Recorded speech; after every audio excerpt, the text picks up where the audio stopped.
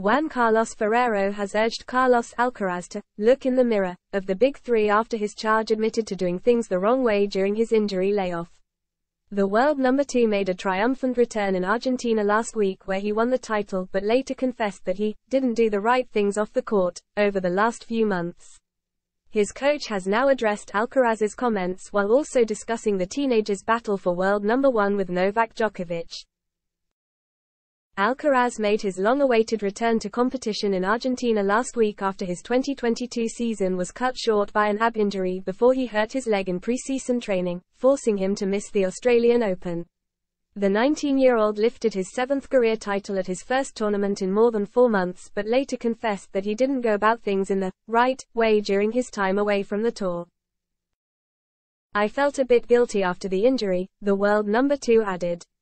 His coach has now urged him to look to Djokovic, Rafael Nadal and Roger Federer as an example after struggling following his US Open title win last September. "If he has talked about that, it is because it has happened," Juan Carlos Ferrero told RNE when Alcaraz's comments were put to him. "I think it influences him that he has reached the top very young. He has to look in the mirror of Rafa, Roger or Novak, to achieve things that nobody has achieved and they have continued fighting and fighting for these types of objectives." But Ferrero, a former world number 1 himself, was quick to clarify that his charge couldn't be compared to the likes of the big three just yet, though thought that Djokovic, Nadal and Federer could serve as the perfect example to the teenager.